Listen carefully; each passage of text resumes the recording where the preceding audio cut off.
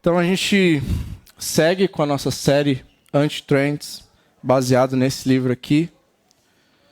A gente está no 6º domingo e a gente vai falar hoje um pouco acerca do discipulado e a igreja. Então a gente não tem um texto base, né, onde a gente vai ler e vai discorrer sobre ele, como o Rodrigo às vezes faz, né, e como a gente costuma fazer nas nossas séries expositivas. Né, a gente deu uma pausa em Marcos, né, onde a gente faz normalmente a gente tem esse costume do estudo, né, indutivo, e a gente faz ali versículo a versículo, capítulo a capítulo. Mas a gente sentiu uma necessidade como liderança para falar acerca do discipulado, de tudo aquilo que biblicamente é falado acerca do discipulado. Eu não sei se esse negócio aqui está funcionando, tá? Vamos testar. Senão eu tenho um laser para ficar na cara do Mike. Então vamos lá. Semana retrasada, eu vi um desenho de um tatuador aqui de Curitiba e que me fez ficar bastante pensativo. Vamos ver se vai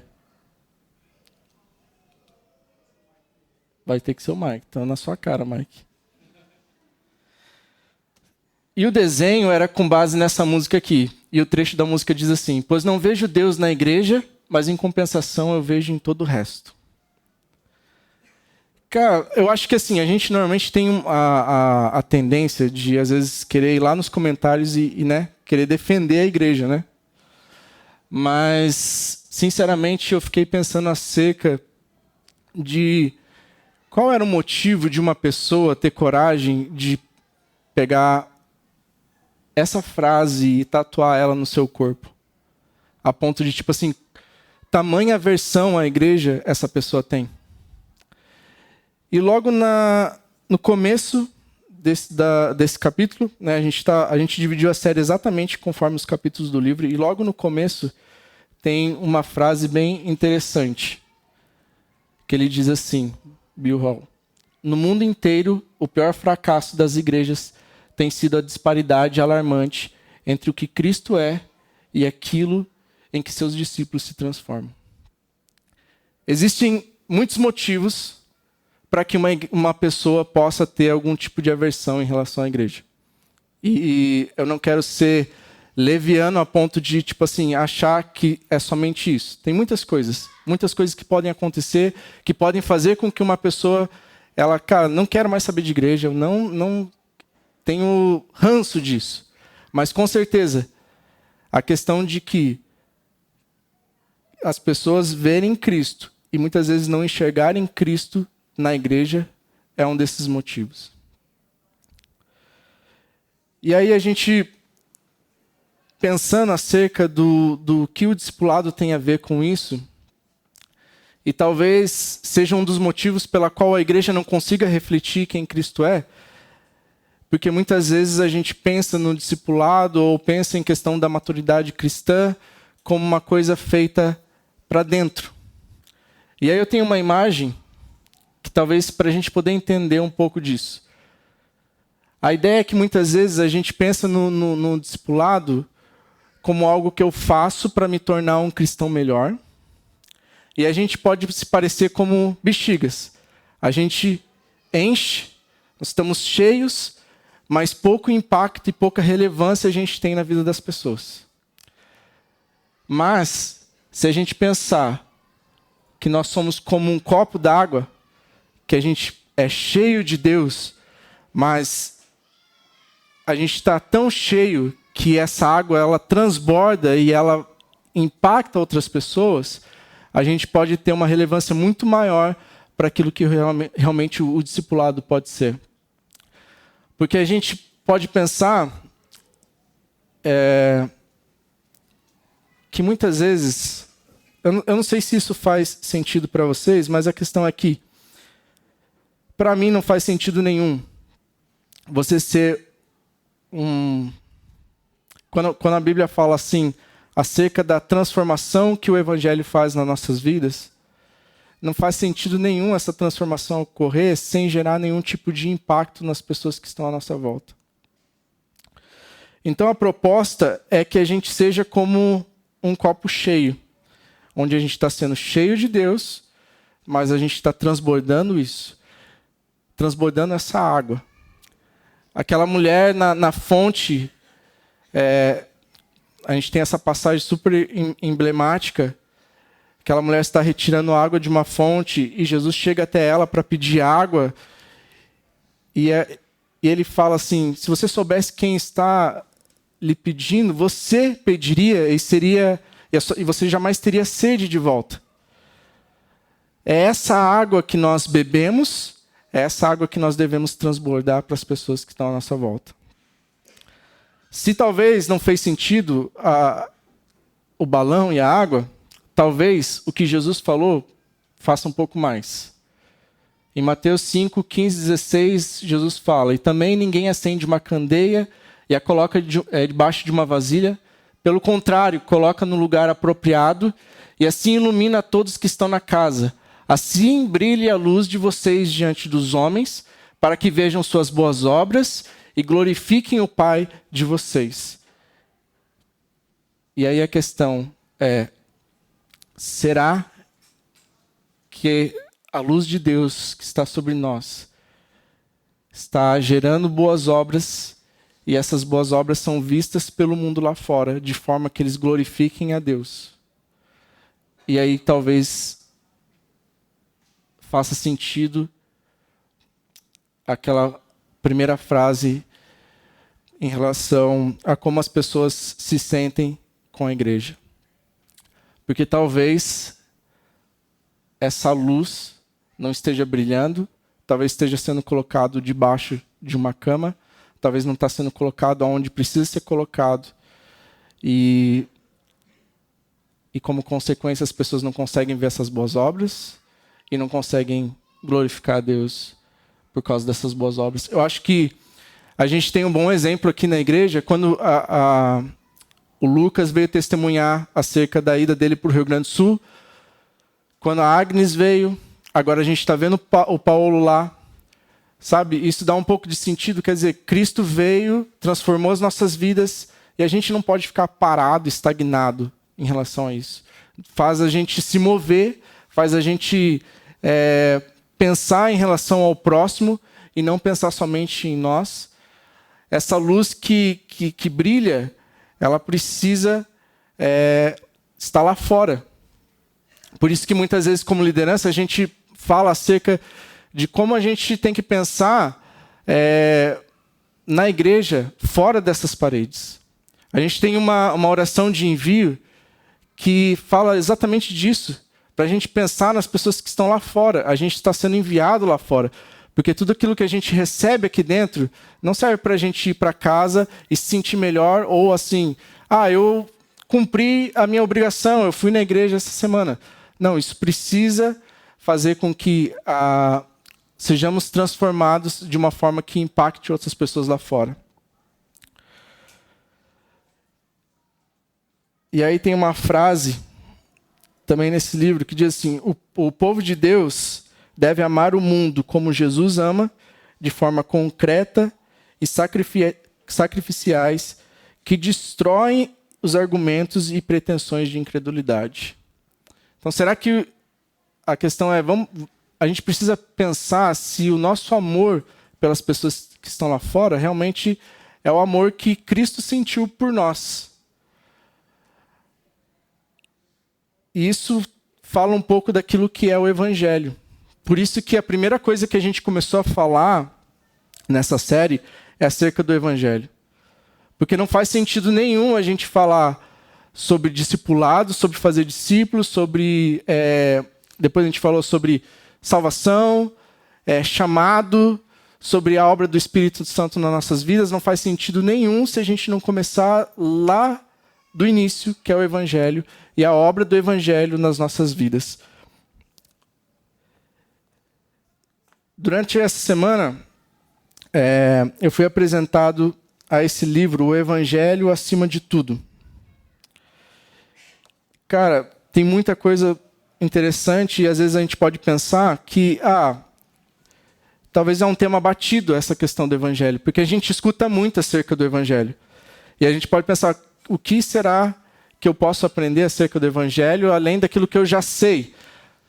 Mas acontece que o evangelho é algo que está nas nossas vidas e que a gente precisa lembrar constantemente daquilo que é o evangelho.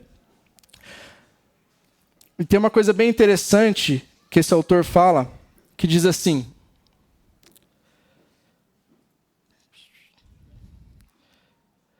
pense nisto. O evangelho é a única coisa no Novo Testamento, além do próprio Jesus, que é chamado diretamente de poder de Deus. Nada contém o poder de Deus, nada canaliza o poder de Deus.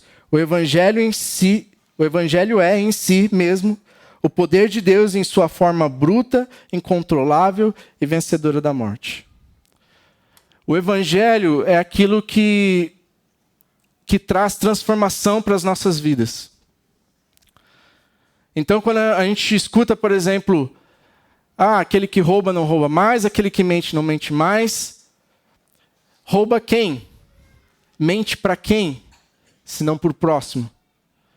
Então o evangelho nos transforma e faz com que essa transformação tenha um impacto na nossa sociedade. Faz com que essa transformação não seja apenas, beleza, eu mudei, agora me converti, e é isso, acabou.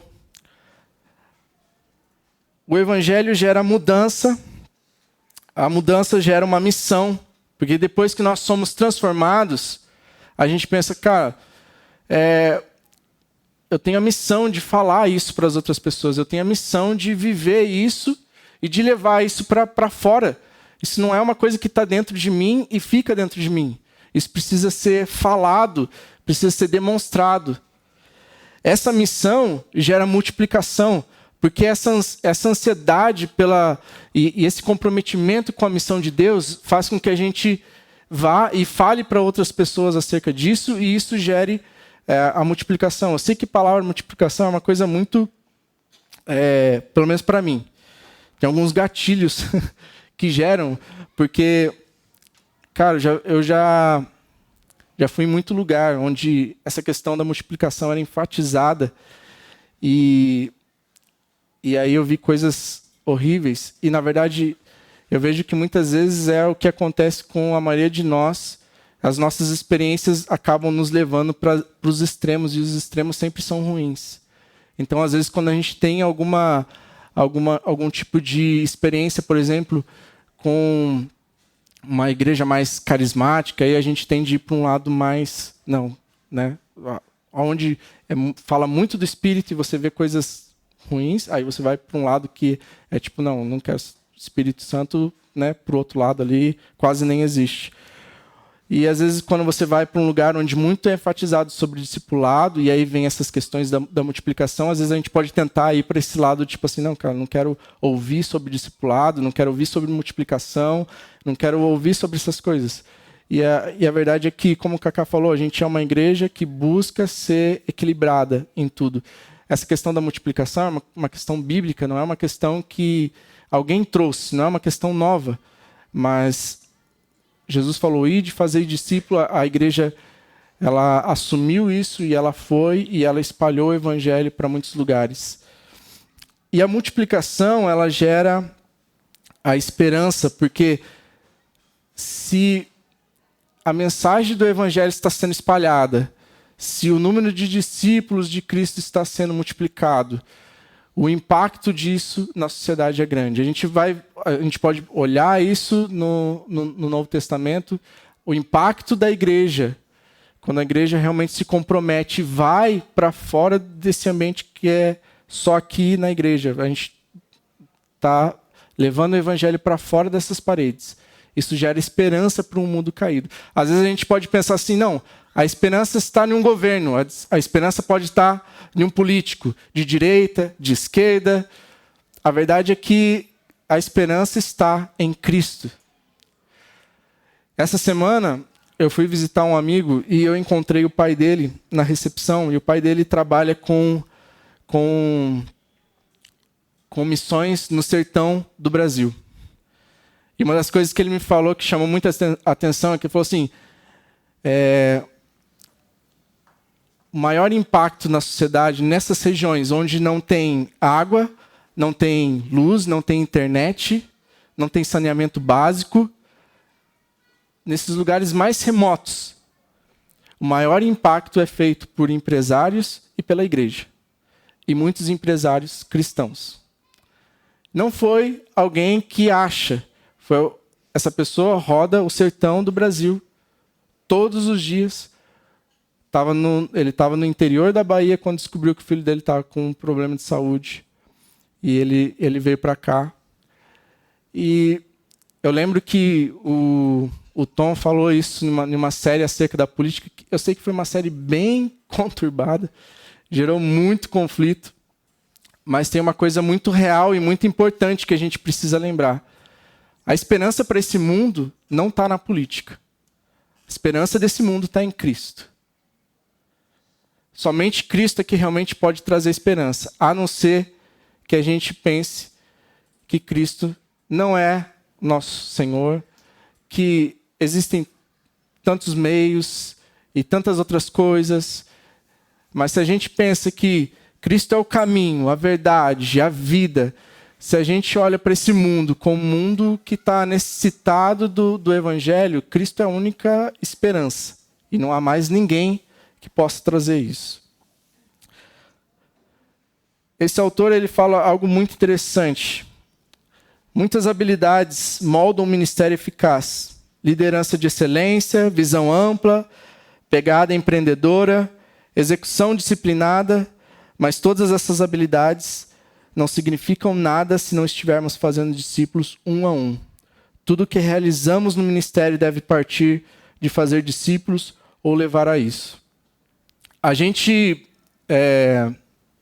com a Converge, a gente teve muita coisa boa acerca de processo, a gente pensou muitas coisas acerca da igreja de forma sistemática, mas a questão é que nenhum sistema, nenhuma estrutura, ela vai ser mais importante do que essa questão de fazer discípulos, de estar envolvido nessa missão, de estar envolvido com o próximo. Às vezes a gente pode pensar... algumas pessoas às vezes afirmam assim, Paulo levou o evangelho para a Ásia Menor, por toda a Ásia Menor. E a gente pensa, poxa, um só foi capaz de levar o evangelho por toda a Ásia. E é um espaço grande. Pense comigo, quanto tempo você levaria para espalhar a mensagem do evangelho por uma região de mais ou menos 550 mil quilômetros quadrados? Aí você pode pensar, peraí, mas eu não vou necessariamente precisar percorrer 550 mil quilômetros quadrados. Beleza. Ainda assim, dando uma pesquisada, meio por cima, seria necessário mais ou menos 6 meses para você percorrer essa região. Se você colocasse um objetivo, cara, eu vou caminhar por essa região, né? Lembrando que naquela época não tinha avião, não tinha carro, não tinha internet. Então, assim, se a gente fosse pegar, sei lá, um cavalo ou andando, a gente demoraria mais ou menos 6 meses para percorrer essa região. Veja que em Atos 19, 8 e 10 diz assim, Paulo entrou na sinagoga e ali falou com liberdade durante 3 meses, argumentando convincentemente acerca do reino de Deus. Mas alguns deles se endureceram e se recusaram a crer, e começaram a falar mal do caminho diante da multidão. Paulo então afastou-se deles. Tomando consigo os discípulos, passou a ensinar diariamente na escola de Tirano. Isso continuou por 2 anos, de forma que todos os judeus e os gregos que viviam na província da Ásia ouviram a palavra do Senhor. Vocês acham que seria possível uma pessoa ou 12 discípulos levar a mensagem do evangelho por toda essa região em apenas 2 anos? A questão é que não foi uma pessoa e nem 12. Paulo foi até Éfeso, encontrou 12 homens, esses homens se tornaram seus discípulos, foram ensinados, esses homens levaram a mensagem do evangelho para outras pessoas. E essas pessoas levaram a mensagem do evangelho para outras pessoas, que levaram para outras pessoas. E só assim foi possível que o evangelho se espalhasse por toda a região em apenas 2 anos. Então não é uma questão de uma pessoa. O foco não está em uma ou poucas pessoas. O plano de Deus sempre foi a igreja. A igreja é o plano de Deus, a igreja é esse lugar onde as pessoas são discipuladas, a igreja é esse lugar onde as pessoas são enviadas, a igreja é o presente de Deus para esse mundo caído. A gente não pode pensar que isso está sobre algumas pessoas, a gente precisa lembrar de que esse é um chamado meu e um chamado seu. Às vezes as pessoas podem pensar que foram os discípulos, foram os apóstolos, pessoas especiais. A questão é que quando nós olhamos para a história da igreja, não foi um discípulo, não foi os 12. A mensagem do evangelho estava impactando e gerando transformação no coração das pessoas. As pessoas tinham essa missão de levar a mensagem do evangelho. Esse comprometimento com essa missão gerava essa multiplicação. E essa multiplicação, então, pôde gerar um impacto sobre a sociedade que essas pessoas estavam.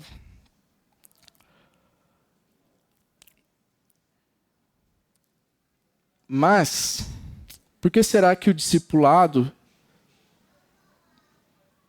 ele caiu em desuso?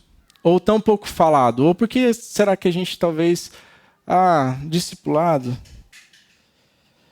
E porque talvez isso... E na verdade esse é o motivo que a gente escolheu o nome para a série, que é tipo assim, antimoda. Por que o discipulado é uma questão que não está mais tão na moda assim? Talvez seja porque o cristianismo é mais do que apenas a profissão de uma crença. Envolve trabalho, mudança e transformação contínuos.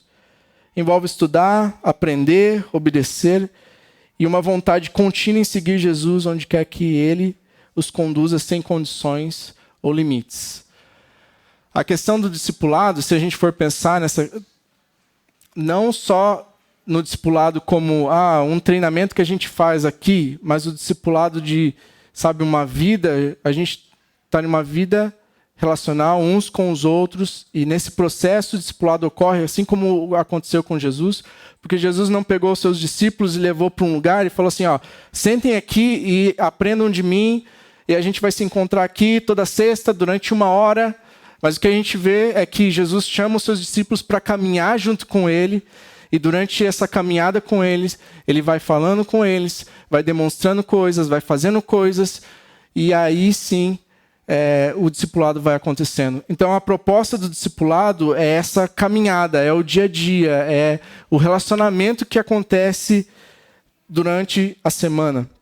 E não apenas um dia que a gente se encontra e fala sobre alguma coisa específica.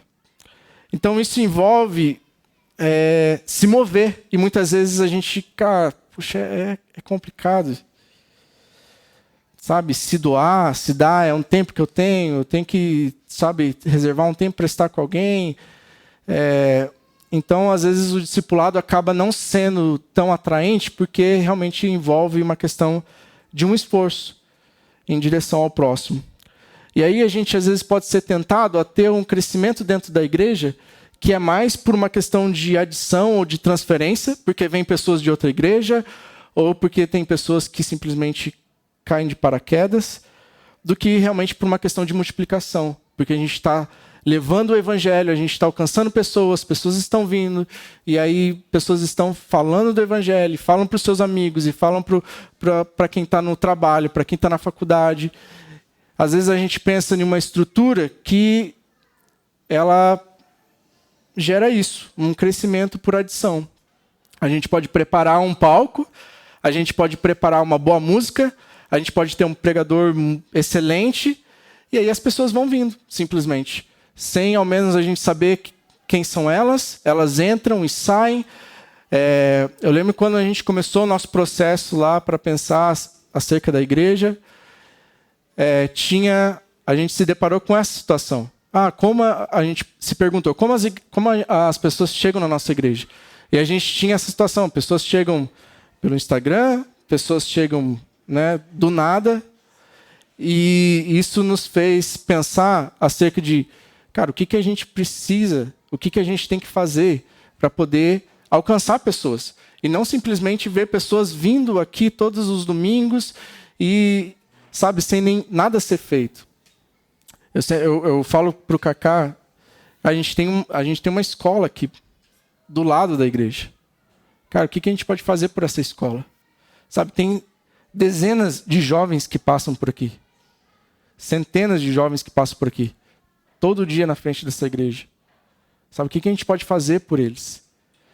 E ao mesmo tempo, o que eu posso fazer por aquela pessoa que eu estou lá no meu trabalho, que eu estou na faculdade? Como eu posso levar o evangelho para essas pessoas? Como eu posso ser relevante para essas pessoas? Como eu posso mostrar Cristo? Como eu posso brilhar a luz de Cristo para esse mundo? E essa questão nos faz pensar um pouco acerca da igreja. E eu queria que a gente olhasse um pouco sobre a igreja de Atos. E algumas coisas importantes que haviam nessa igreja. Atos 2, 42, 45 diz assim. Esse é o começo da igreja, tá?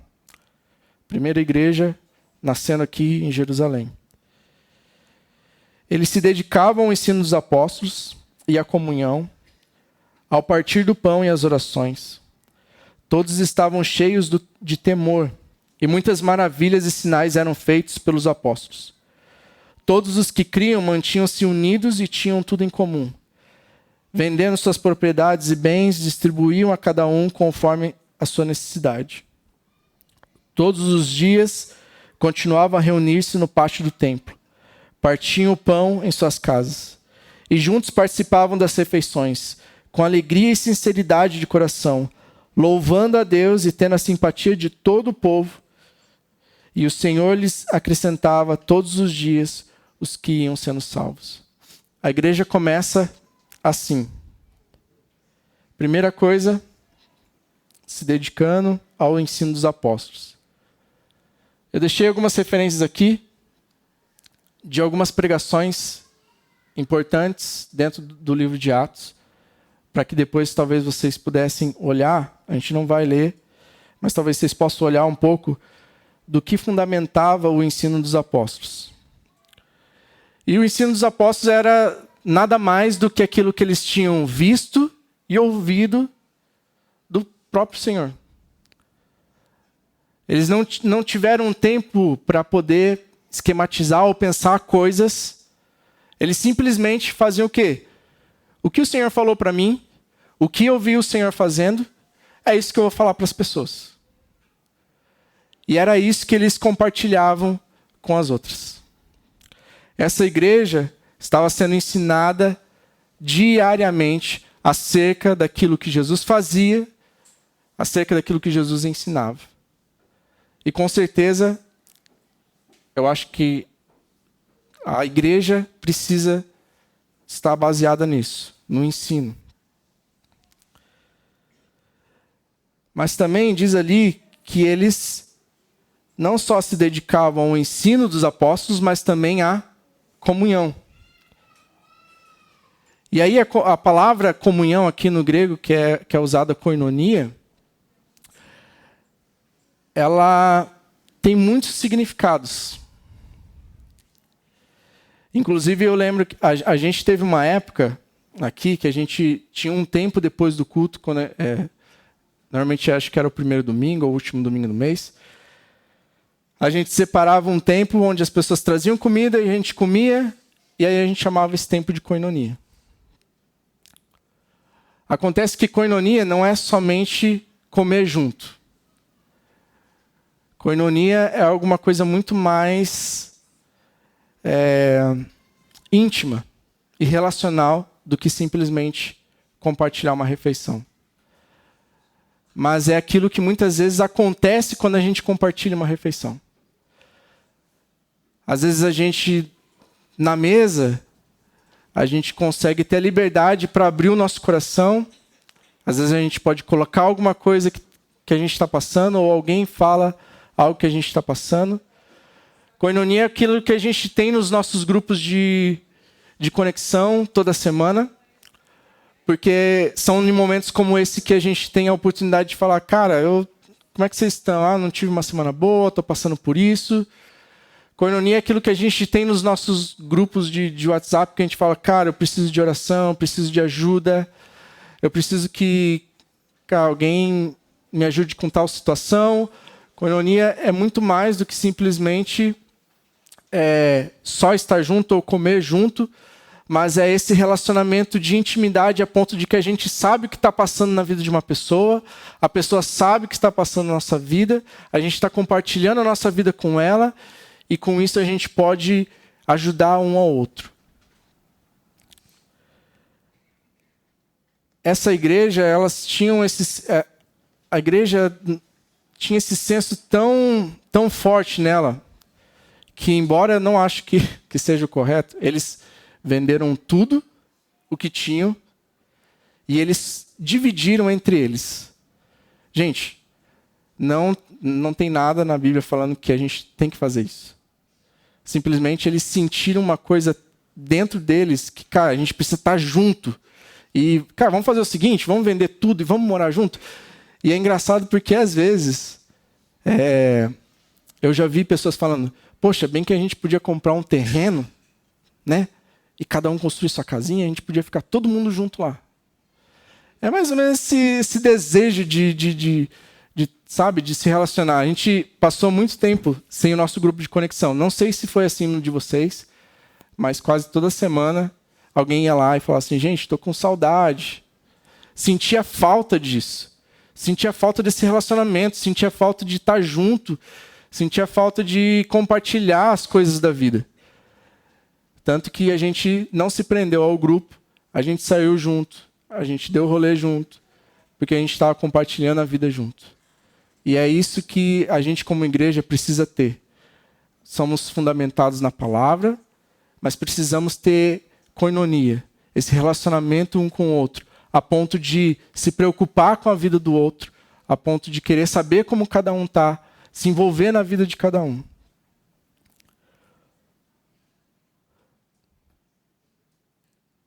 Mais uma coisa interessante, eu não vou falar de tudo, mas mais uma coisa interessante, eles estavam cheios de temor. A palavra que é usada aqui para temor é a palavra phobos, que pode ser traduzida como medo no fundo da alma.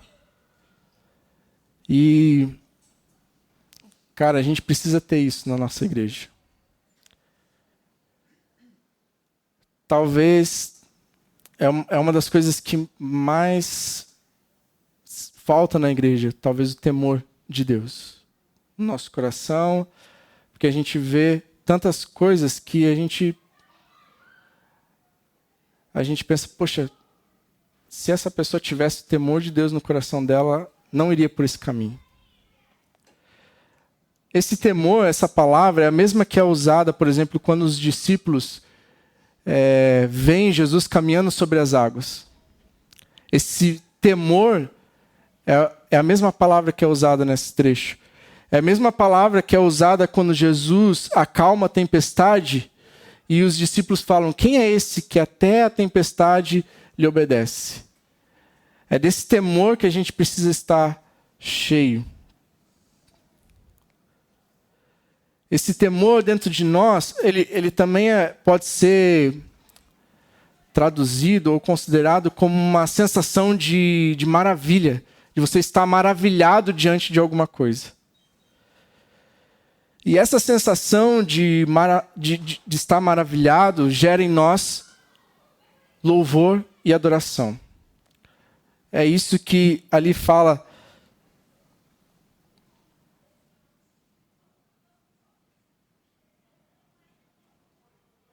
Todos estavam cheios de temor, e muitas maravilhas e sinais eram feitos pelos apóstolos. E aí eles falam aqui: todos os dias continuavam a se reunir no pátio, partiam o pão em casa, juntos participavam das refeições com alegria e sinceridade de coração, louvando a Deus e tendo simpatia de todo o povo. Veja que o temor, ele gera isso dentro de nós.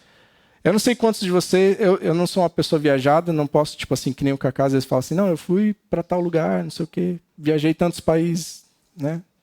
Eu conheço Paraguai, Argentina e só. Mas, cara, eu acho que o lugar mais incrível que eu fui foi Foz do Iguaçu, foi as Cataratas. Eu já fui diversas vezes para lá, porque a gente tinha uma convenção da igreja que era feita lá, então a gente ia para lá todo ano.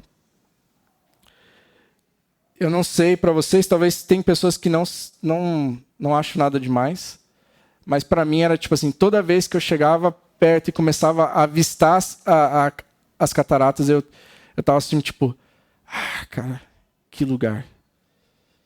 E aí, tipo assim, sempre falando para as pessoas, você já foi para Foz? Cara, você tem que ir para Foz, cara. Foz é incrível. Cara, que animal aquilo. E essa empolgação parece que não sai. Tipo, eu posso ir 20 vezes, eu vou lá e, cara, eu fico extasiado com as cachoeiras. Tenho um sonho de um dia passar uma noite naquele hotel lá. Só para poder, tipo, dormir ao som das águas, poder acordar bem cedinho, que não tem ninguém, e passar um tempo lá contemplando. E talvez é essa sensação que nos motiva e nos leva a adorar a Deus por quem Ele é. Não é por... Cara, se a gente for olhar para os Salmos, é isso que a gente encontra nos Salmos. Os Salmos estão rodeados de dimensões da grandeza, do poder, da soberania de Deus, de quem Deus é. E por isso, é claro, como líder de louvor, não podia deixar de trazer alguns Salmos aqui. Salmo 8:1 diz: o Senhor nosso, como é majestoso o teu amor em toda a terra, tu cuja glória é cantada nos céus. Salmo 33:8-9 diz assim: toda a terra tema ao Senhor, tremam diante dele todos os habitantes do mundo, pois ele falou e tudo se fez, ele ordenou e tudo surgiu. Salmo 99:1 diz: o Senhor reina, as nações tremem, o teu trono está sobre os querubins, abala-se a terra. Salmo 104:1 diz: bendiga ao Senhor a minha alma, o Senhor meu Deus, tu és tão grandioso, estás vestido de majestade e esplendor. Salmo 145, versículo 3. E vão para casa, leiam inteiro, esse salmo é incrível. Grande é o Senhor e digno de ser louvado, sua grandeza não tem limites. A gente vê essas expressões do salmista falando sobre a grandeza de Deus, porque muitas vezes não, eu acredito que ele estava nesse sentimento de temor, de estar incrivelmente maravilhado acerca de quem Deus é. E se a gente olha para Atos e a gente simplesmente para por ali, parece muito perfeito. E qual é o erro? E antes de falar desse erro, uma coisa que me chama muita atenção nas Escrituras é que a palavra de Deus, ela não esconde as coisas erradas. E aí eu vejo muitas vezes as pessoas falando, não, a Bíblia foi escrita por homens.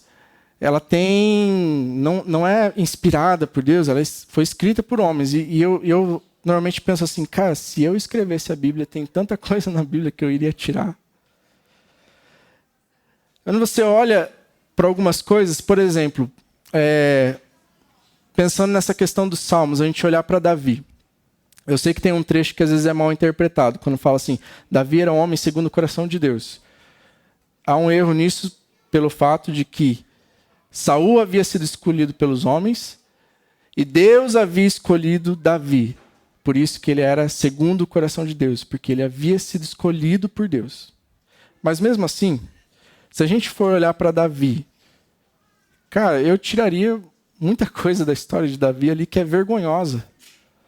Você olha um homem, cara, tão importante na Bíblia, mas um homem que cobiça uma mulher e por vontade de ficar com ela, manda o seu esposo ir para a guerra para que ele morresse, para que ele ficasse com ela. Cara, eu tiraria essa parte da Bíblia. Alguém que é da linhagem de Jesus, cara, risca isso. O que a gente vê na Bíblia, a Bíblia expõe não só os acertos, mas os erros, às vezes até de homens que são considerados homens de Deus. Porque essa é a verdade acerca de nós. E às vezes essa é a verdade acerca da igreja. Eu não queria te desmotivar ou te desencorajar, mas assim, se você colocou um ideal de igreja na sua mente, saiba que você nunca vai encontrar essa igreja desse lado da eternidade. Porque a igreja é feita de nós. Pecadores, falhos. E às vezes eu vou falhar contigo. E às vezes você vai falar comigo. E se eu não entender que a igreja é feita de pessoas que são falhas, eu vou sair dessa igreja e vou procurar um outro lugar. E talvez eu vou encontrar os mesmos problemas. E aí eu vou para outra igreja. Eu vou encontrar outros problemas e vou para outra igreja. E a verdade é que ou a gente abandona isso e a gente vai tatuar no nosso corpo aqui que a gente não viu mais Deus nas igrejas.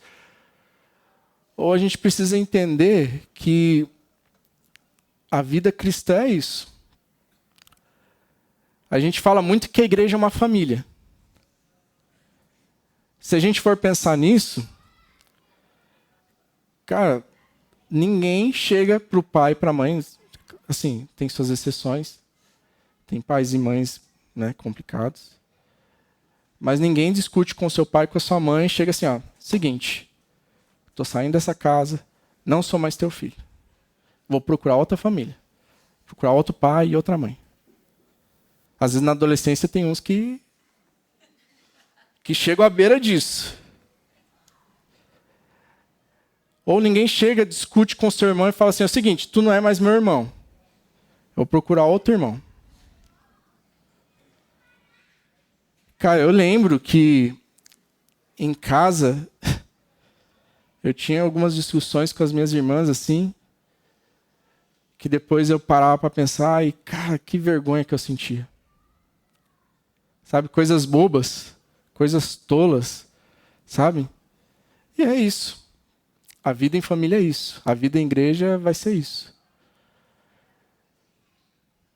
Uma vez, eu e minha irmã, a irmã do meio, minha irmã mais nova era tipo mais ou menos uma boneca para mim. Então eu cuidava dela assim, né? A minha irmã do meio já era tipo assim, cão e gato. Então que a gente brigava, mas brigava muito. Eu lembro de uma vez o vizinho falar assim, o que está acontecendo aí?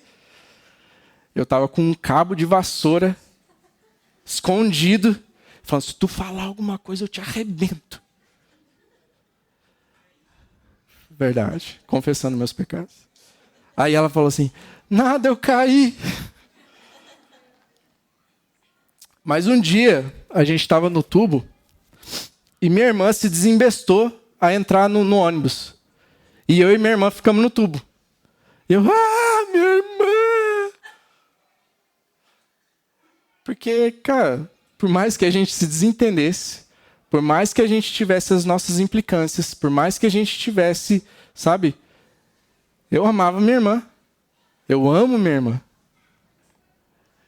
E aquele momento em que tu pensou assim, porque eu ainda era criança e eu pensava assim, pronto, perdi minha irmã. E aí pensa, cara, eu não posso viver sem minha irmã. Só que hoje parece que a gente abandona as coisas muito mais fácil. Sabe? Simplesmente, cara, não está satisfeito? Sai. Não está satisfeito? Eu saio. Se desentendemos? Estou fora. E é incrível quando a gente vê que pessoas estão amadurecendo e elas podem muitas vezes discordar, elas podem discutir, elas podem entrar em conflito e mesmo assim serem irmãos. Eu lembro que uma vez a gente estava aqui na igreja e a gente estava jogando, nem lembro o que era. Cara, essas coisas sempre dão algum problema. Não é a primeira vez que a gente está jogando e alguém tem seus ânimos aflorados. O velho homem renasce. E eu lembro que, tipo assim, a gente estava de boa e, de repente, cara, alguém começou a discutir. E eu vi que um foi para um lado, outro foi para o outro. A esposa de um foi lá. Cara, você tem que se reconciliar, cara. Você não pode fazer isso. Aí a esposa do outro. Cara, tu falou isso para ele. Que isso? Ficou tipo assim, eu não vou dar meu braço a torcer. Mas aí foi. As duas pessoas entraram na cozinha, tiveram uma conversa. Cada um expôs seu ponto. Cara, não foi legal você falar isso. Cara, me desculpe, mas eu me senti assim. E aí, se resolveram. Me chamaram para orar por eles. E a amizade continuou. E tá certo. Porque nesse lugar de igreja é assim. Se a gente tem um lugar onde não tem conflito, alguma coisa está errada. Ou às vezes a gente não está sendo sincero, a gente está aceitando as coisas e a gente não está sendo sincero diante das coisas. Porque a gente precisa ter um ambiente na igreja onde as pessoas podem ser elas. Não alguém que eu quero que a pessoa seja. Porque a obra é feita por Deus. A obra é feita pelo Espírito Santo. E às vezes a gente acaba não compreendendo que cada um está em um processo diferente. Às vezes, confesso que, cara, me dá muita aflição e muita tristeza quando alguém fala assim, pô, você viu fulano? Fulano fez tal coisa. Cara, fulano não é cristão. Aquilo lá não é crente. Gente, eu já ouvi de gente falando dessa forma. E aí você tem que pensar, cara, deixa Deus fazer obra na vida da pessoa. Você pode chegar, você pode falar para ela o que está errado, porque a questão não é deixar as pessoas viverem no erro ou viverem no pecado. A gente é chamado a exortar o nosso irmão quando ele está no erro, quando ele está pecando. Falar, fulano, tu fez isso, isso e isso. Isso, cara, não é certo. Você está em pecado. Falar isso em amor. Mas não falar no sentido de, cara, você não é crente por causa disso. Porque a vida cristã é um processo, é uma caminhada. E a gente não sabe aonde aquela pessoa está dentro da caminhada dela. Talvez você chegou a um conhecimento da palavra, a uma maturidade cristã que faz você perceber que aquilo não é certo, que, cara, mas talvez a pessoa está passando por um momento em que ela precisa ser exortada, mas precisa com que Deus faça a obra na vida dela. Precisa com que ela precisa olhar para as coisas, a gente fala, mas deixa com que Deus age. Acho que toda vez que a gente tenta agir no lugar de Deus, cara, dá ruim. Toda vez que a gente se coloca nesse lugar que a gente consegue, que a gente quer fazer aquilo que Deus faz no coração da pessoa, dá ruim. Veja que nem a conversão, por mais que a gente é chamado a pregar o evangelho, quem converte as pessoas? É a nossa palavra? É o quanto a gente consegue explicar para as pessoas acerca de Deus? Ou é a obra do Espírito Santo que convence o pecador do pecado, da justiça e do juízo de Deus? Nossa função é falar. Mas esse trabalhar no coração é feito por Deus. E a gente não conhece o coração das pessoas e por isso a gente não pode julgar nesse sentido, sabe, aonde a pessoa está e chegar até mesmo falar que fulano não é cristão. E o erro dessa igreja aqui não é necessariamente... Assim, se vocês lerem o livro de Atos, logo o número da igreja aumenta e logo eles encontram um grande problema na distribuição de alimento. E tem muitas outras coisas que acontecem. Então, se você for ver, se você ir para frente, seguir lendo o livro, você vai ver, cara, tem muitas coisas ruins que acontecem na igreja. Nem por isso deixa de ser igreja. Mas a questão aqui é que Jesus tinha dado uma ordem para eles em Atos 1, versículo 4 e 8. Certa ocasião, enquanto comia com eles, deu-lhes esta ordem: não saiam de Jerusalém, mas esperem pela promessa do meu Pai, da qual lhes falei. Mas receberão poder quando o Espírito Santo descer sobre vocês, e serão minhas testemunhas em Jerusalém, em toda a Judéia e Samaria e até os confins da terra. Essa era a ordem de Cristo. Jesus falou assim: fiquem aqui até que vocês recebam o Espírito Santo. Mas não é para vocês ficarem aqui. Vocês receberão o poder do Espírito Santo. Palavra poder ali. Palavra no grego, dunamis. Mesma palavra que dá origem para dinamite. Algo extremamente impactante. Que faria com que eles pudessem ser testemunhas de Cristo. Só que, porém, o que a gente vê lá em Atos 2 é que eles pararam, eles estagnaram. Eles estavam crescendo, mas ficou só ali.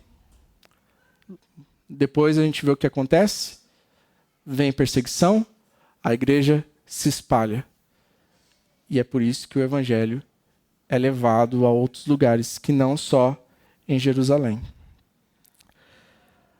Porque esse é o propósito do Senhor na igreja. A igreja recebe pessoas, forma discípulos. Esses discípulos, eles têm essa missão de levar o evangelho. Eles saem da igreja, eles falam para as pessoas que estão lá fora.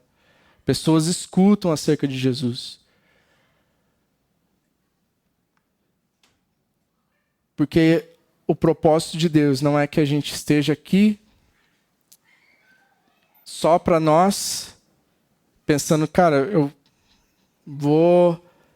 Como na academia, sabe? Você faz academia, você você fortalece seu corpo, você fica forte e não tem nada a ver com os outros, a não ser parecer forte para os outros. Então a gente não é chamado para o amadurecimento cristão. Essa questão do caminhado, do discipulado, não é uma questão para nos fazer um cristão forte. E é isso. É para o outro, é para o próximo, porque sempre vai ser para o próximo. Quando a gente está na série de Marcos, e a gente chamou essa série de O Deus Servo.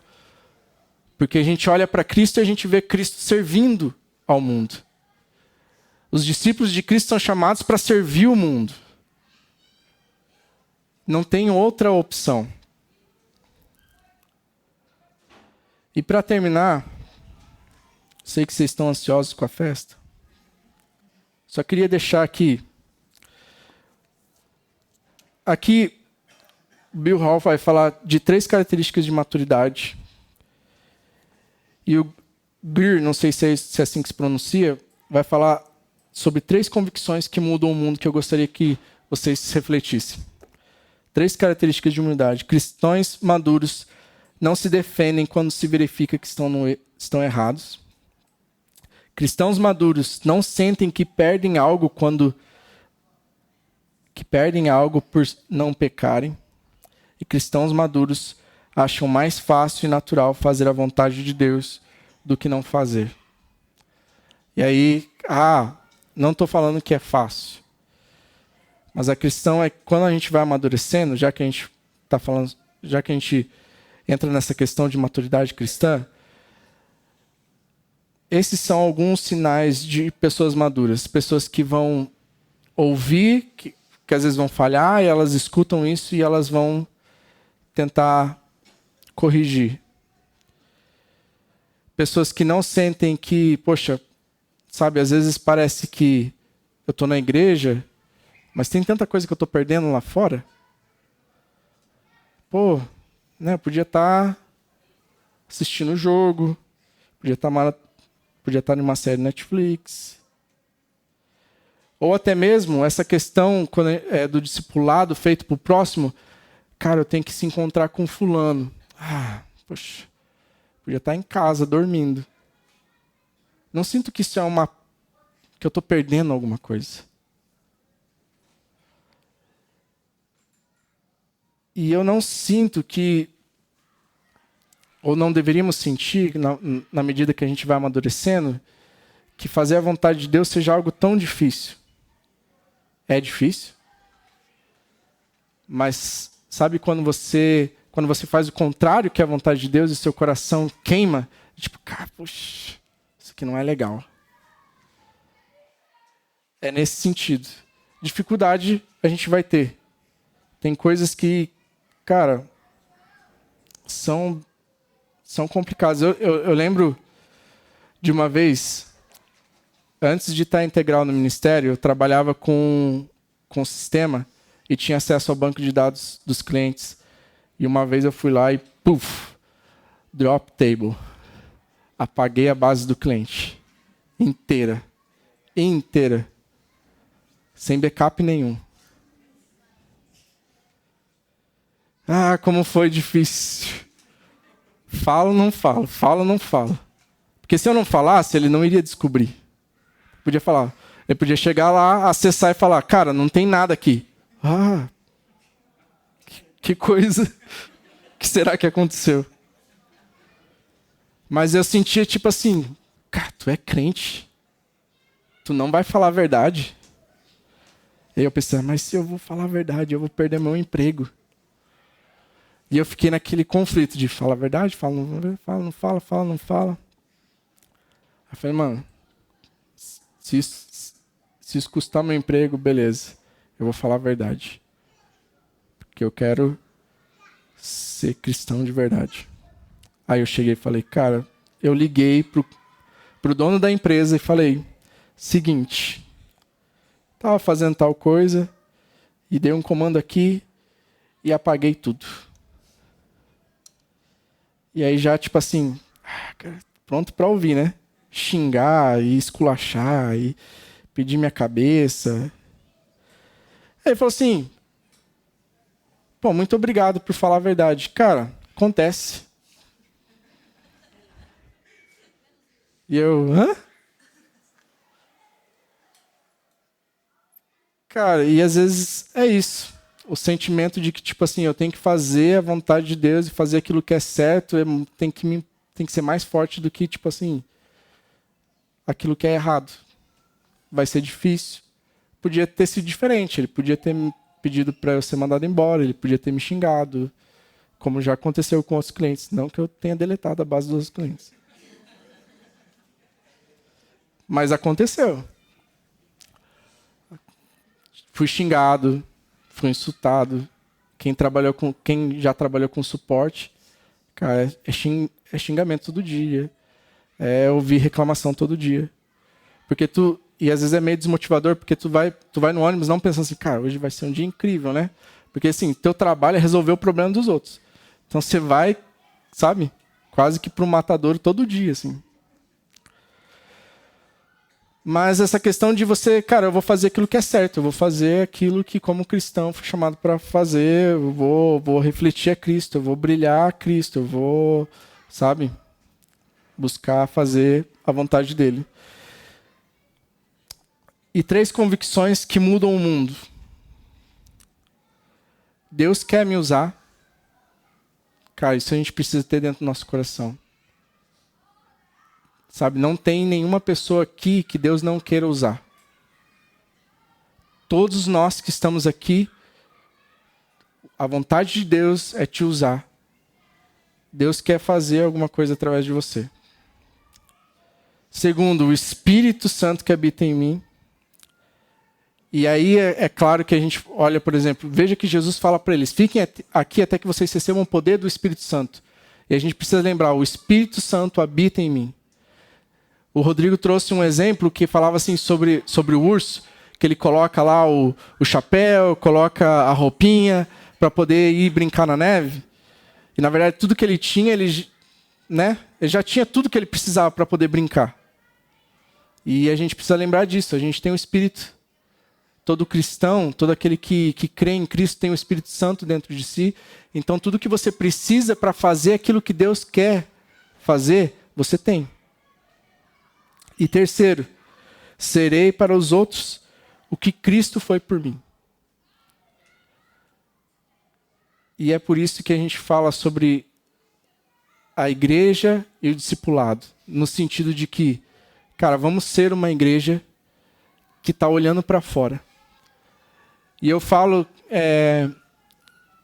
com um temor no coração, porque eu não falo de uma posição de uma pessoa que, cara, sabe, é o especialista na área. Eu me senti, de certa forma, muito constrangido em trazer a palavra nessa noite. No sentido de, cara, será que realmente isso tá na minha mente, sabe? Essa questão de ir, discipular pessoas, gastar o tempo com pessoas, sabe? Formar pessoas para que elas possam ir, falar do evangelho, pregar o evangelho para outras pessoas. Tem uma pergunta nesse livro que eu gostaria de deixar com vocês, para a gente finalizar. Seguinte: